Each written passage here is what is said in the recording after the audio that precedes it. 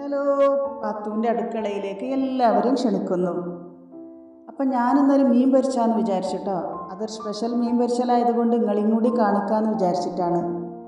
അതിന് വേണ്ടിയിട്ട് ഞാനിവിടെ എടുത്തിട്ടുള്ളത് ഈ മീനാണ് കേട്ടോ. ഇത് ഞങ്ങളുടെ നാട്ടിൽ ഇതിന് പുതിയാപ്പിളക്കോര, കിളിമീൻ എന്നൊക്കെ പറയും. നിങ്ങളുടെ നാട്ടിൽ എന്താ പറയാന്നുള്ളത് കമൻറ്റ് ചെയ്യട്ടോ. അപ്പോൾ ഞങ്ങളെ മീനൊക്കെ നല്ല കഴുകി വൃത്തിയാക്കി വെച്ചിക്കണം. ഇതിനൊരു മസാല ഉണ്ടാക്കാം നമുക്ക്. അതിന് വേണ്ടിയിട്ട് കുറച്ച് മുളക് പൊടി, മഞ്ഞൾപ്പൊടി, ഇഞ്ചി വെളുത്തുള്ളി പേസ്റ്റ്, കോൺഫ്ലവർ, സുർക്ക, പിന്നെ ആവശ്യത്തിന് ഉപ്പ്, കുറച്ച് വെള്ളം കൂടി ചേർത്ത് നല്ലോണം കുഴച്ച് ഇത് ഈ മീനിൻ്റെ മേത്തേക്ക് തേച്ച് പിടിപ്പിച്ച് കൊടുക്കുക. അപ്പോൾ നിങ്ങൾ വിചാരിച്ചിട്ടുണ്ടാവും ഇതാണൊരു സ്പെഷ്യൽ മീൻ പൊരിച്ചൽ, ഇതിപ്പോൾ എല്ലാവർക്കും അറിയണതല്ലേ.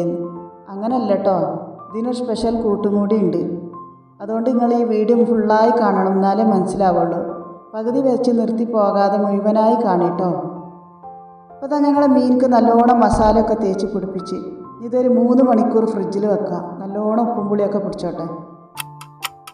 അപ്പോൾ 3 മണിക്കൂർ കഴിഞ്ഞിക്കണം കേട്ടോ. ഇതപ്പോൾ പുറത്ത് കിടത്തിക്കണേ. ഇതിനൊരു സ്പെഷ്യൽ കൂട്ടും കൂടി ഉണ്ടെന്ന് പറഞ്ഞില്ല. ഇതാണ് സംഭവം. ഇതാണ് കുർക്കുറെ. ഇത് ഈ കുട്ടികൾ കഴിക്കണത് നിങ്ങൾക്കൊക്കെ അറിയാലോ. അപ്പോൾ നല്ലോണം ഇത് കുത്തിപ്പൊടിച്ച് നല്ലോണം നൈസാക്കി ഒരു പാത്രത്തിലിട്ട് കൊടുത്ത് വീണ്ടും ഞങ്ങളെ മീനിക്ക് നല്ലോണം തേച്ച് പിടിപ്പിച്ച് കൊടുക്കുക. വീണ്ടും നല്ലോണം തേച്ച് പിടിപ്പിച്ചതിന് ശേഷം ചൂടായ വെളിച്ചെണ്ണയിലിട്ട് തിരിച്ചും മറിച്ചും ഇത് പൊരിച്ചെടുക്കുക. നല്ല മുരിഞ്ഞ് കിട്ടും ഇത്. അപ്പോൾ ഇങ്ങനെ മീൻ പൊരിച്ചാൽ ഭയങ്കര രുചിയാണ് കേട്ടോ. എന്താണെന്ന് വെച്ചാൽ ഈ മീനിൻ്റെ മസാലയും പിന്നെ ഈ കുർക്കുറയൊക്കെ കുറച്ച് ഉപ്പും പുളിയൊക്കെ അധികമാണല്ലോ.